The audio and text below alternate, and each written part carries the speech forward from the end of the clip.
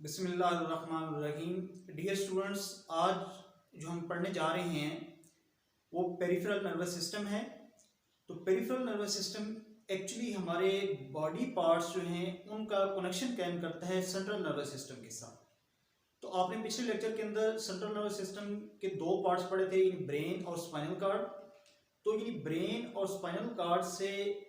जो nerves originate होती हैं वो नर्व्स हमारी जब बॉडी पार्ट्स तक पहुंचती हैं तो वो नर्व जो हैं वो हमारा पेरिफेरल नर्वस सिस्टम बनाती हैं। तो दो तरह की नर्व्स ओरिजिनेट होती हैं, जो कि ब्रेन से ओरिजिनेट होती हैं उनको हम क्रेनियल नर्व्स कहते हैं, और जो स्पाइनल कार्ड से ओरिजिनेट होती हैं उनको हम स्पाइनल नर्व्स कहते हैं। तो ये जो क्रेनियल नर्व्स या स्पाइनल नर्व्स जो हैं इसमें सेंसरी न्यूरॉन्स भी शामिल हैं और मोटर न्यूरॉन्स भी शामिल हैं। तो जैसे कि आप लोगों को पता है कि सेंसरी न्यूरॉन्स वो न्यूरॉन्स होती हैं जो कि मैसेज को सेंसरी ऑर्गन से इन स्टिमुलाई को वहाँ से रिसीव करते हैं और उस नर्व इम्पल्स को हमारी जो सेंट्रल नर्वस सिस्टम है उस तक पहुँचाते हैं। जबकि मोटर न्यूरॉन्स वो हैं कि जब हमारा सेंट्रल नर्वस सिस्टम उसको एनालाइज कर लेता है उस नर्व इम्पल्स को, तो उसको बैक रिस्पॉन्स में जो मैसेज भेजता है तो वो मोटर न्यूरॉन्स के जरिए से हमारे इफेक्टिव ऑर्गन्स की तरफ जाता है। तो आइए देखते हैं कि जो पेरिफेरल नर्वस सिस्टम है इसके अंदर जो क्रेनियल नर्व्स हैं या स्पाइनल नर्व्स हैं उनकी कितने कितने पेयर्स जो ओरिजिनेट होती हैं जो कि आगे पेरिफेरल नर्वस सिस्टम बनाते हैं। इसमें देखें कि क्रेनियल नर्व्स जो हैं इसके 12 पेयर्स होती हैं, जबकि स्पाइनल नर्व्स के 31 पेयर्स होती हैं। तो क्रेनियल नर्व्स ब्रेन से ओरिजिनेट होती हैं और इनका आगे जो कनेक्शन होता है वो हेड, नेक और फेशियल रीजन के साथ होता है। इट मींस के ये जो क्रेनियल नर्व्स हैं ये हेड, नेक और फेशियल रीजन्स का कनेक्शन कायम करती हैं सेंट्रल नर्वस सिस्टम के साथ। यानी इन रीजन्स का, इन बॉडी पार्ट्स का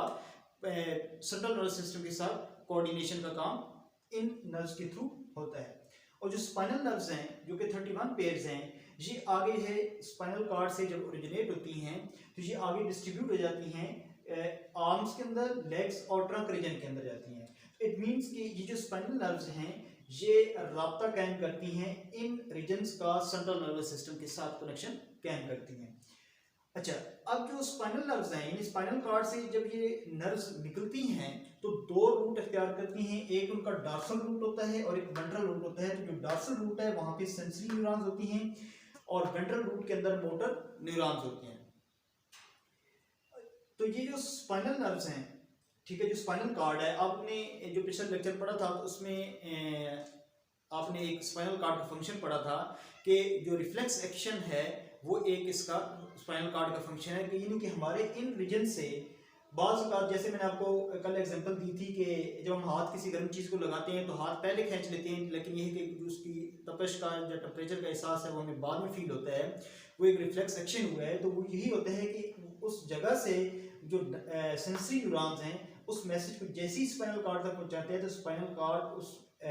मोटर न्यूरॉन्स के जरिए से वापस उस इफेक्टिव ऑर्गन की तरफ मैसेज भेज देता है और साथ ही ब्रेन की तरफ भेजता है। तो ब्रेन से जब वापस मैसेज आता है, वो जो पहले स्पाइनल कार्ड से मैसेज वापस गया था तो उससे तो हमने हाथ खींच लिया, लेकिन ये है कि जब ब्रेन से उन्होंने उसको एनालाइज किया तो एनालाइज होने के बाद जो है जो रिस्पांस मोटर न्यूरॉन्स के जरिए से वापस आया तो वो हमें जो है उसकी टेम्परेचर का या हमें उसकी हीट का अंदाज़ा हुआ। तो जो पेरिफेरल नर्वस सिस्टम है, जो कि हमारी पेरिफेरल रीजन्स के अंदर जो है ये सिस्टम मौजूद होता है, जो कि सेंट्रल नर्वस सिस्टम के साथ इसका कनेक्शन होता है। तो इसकी दो टाइप्स हैं, सोमैटिक नर्वस सिस्टम और ऑटोनोमिक नर्वस सिस्टम। तो याद रखना है कि इन दोनों में जो डिफरेंस है, सोमैटिक नर्वस सिस्टम जो है ये जो वॉलेंटरी मसल्स हैं या जो वॉलेंटरी मूवमेंट्स हैं ये नर्वस सिस्टम उनको कंट्रोल करता है। तो वॉलेंटरी मूवमेंट्स में क्या चीज़ आ सकती है कि जैसे देखें कि हम अपनी मर्जी से चल सकते हैं, अपनी मर्जी से बाजू को, टांगों को हिला सकते हैं, मसल को कंट्रैक्ट कर सकते हैं, हम अपनी ज़ुबान को अपनी मर्जी से चला रहे हैं, ठीक है, आँखों को हम अपनी मर्जी से बंद करते हैं और खोलते हैं। तो यानी ये तमाम फंक्शंस कि जो हम अपनी मर्जी से कर सकते हैं वो इस सोमैटिक नर्वस सिस्टम के अंदर आते हैं। इस सोमैटिक नर्वस सिस्टम में दो तरह की नर्व्स पाई जाती हैं, यानी स्पाइनल भी होती हैं और क्रेनियल नर्व्स भी होती हैं। यानी कि स्पाइनल कार्ड से भी जो नर्व्स ओरिजिनेट होती हैं और क्रेनियल यानी ब्रेन से जो ओरिजिनेट होती हैं, तो वो कलेक्टिवली नर्व जो है ये सोमैटिक नर्वस सिस्टम बनाती हैं। तो ये सोमैटिक नर्वस सिस्टम क्या करता है कि हमारी स्किन है, हमारे स्केलेटल मसल्स हैं, उनका कनेक्शन कायम करता है सेंट्रल नर्वस सिस्टम के साथ। इसके अलावा हमारी जो कॉन्शियस एक्टिविटीज हैं या वॉलंटरी मूवमेंट्स हैं उनको कंट्रोल करता है, तो ये सोमैटिक नर्वस सिस्टम की बात है। तो ऑटोनोमिक नर्वस सिस्टम जो है ये हमारी इनवॉलंटरी रिस्पॉन्सेज हैं उनको कंट्रोल करता है। और इसकी आगे फर्दर दो टाइप्स हैं, सब डिवीजन हैं, सिंपैथेटिक सब डिवीजन और पैरासिम्पैथेटिक डिवीजन। सिंपैथेटिक याद रखना है कि ये हमेशा जो है इमरजेंसी कंडीशन में होती है, यानी कि हमारे वो ऑटोमेटिक फंक्शन, हमारे जो बॉडी के अंदर जो है कुछ फंक्शन ऐसे हो रहे होते हैं जो ऑटोमेटिक हो रहे होते हैं, जैसे हमारे हार्ट बीट, हमारे रेस्पिरेशन का अमल है, ठीक है, इसके अलावा हमारे डाइजेशन का अमल है, हमारे पेरिस्टाल्टिक मूवमेंट्स हो रही हैं, तो या हमारे ग्लैंड्स हैं कुछ, ठीक है, जो कि हार्मोन रिलीज कर रही हैं। तो ये तमाम जो ऑटोमेटिक फंक्शन जो हमारे जिस्म के अंदर जो है हो रहे हैं, तो उनको जब इमरजेंसी कंडीशन होती है, सपोज अचानक जो है कोई फाइट स्टार्ट हो जाती है, तो ये जो सिस्टम है ये हमारी बॉडी को उस इमरजेंसी सिचुएशन के लिए प्रिपेयर करता है, और वो जितनी भी हमारे ऑटोनोमिक फंक्शन हो रहे हैं, यानी जैसे डाइजेस्टिव सिस्टम है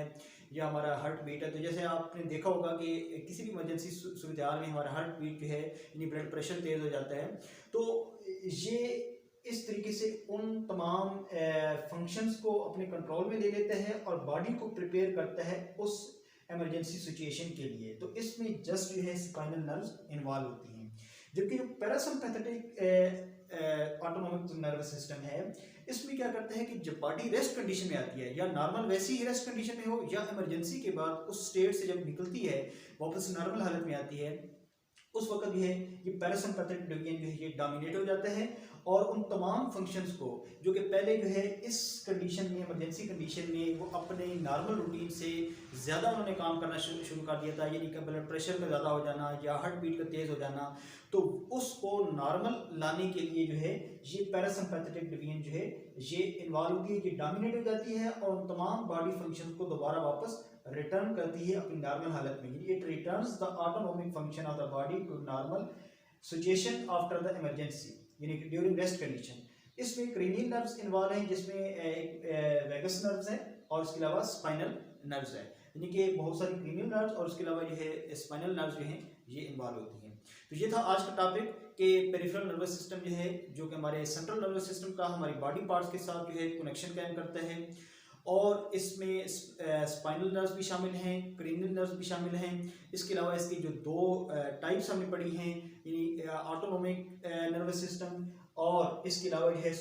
सोमैटिक नर्वस सिस्टम। तो सोमैटिक नर्वस सिस्टम याद रखना है कि हम जो है जस्ट जो वॉलंटरी मूवमेंट्स होती हैं उनको कंट्रोल करते हैं, जबकि जो इनवॉलंटरी रिस्पॉन्सेज है हमारी बॉडी के उनको जो है वो ऑटोनोमिक नर्वस सिस्टम करता है। इसमें जो सिंपैथेटिक है ये जस्ट इमरजेंसी कंडीशन में होता है, जबकि पैरासिम्पैथेटिक जो है ये जब बॉडी रेस्ट कंडीशन में होती है तो उस वक्त ये कंट्रोल करता है हमारी बॉडी पार्ट्स को और इनका कोऑर्डिनेट करता है हमारे सेंट्रल नर्वस सिस्टम के साथ।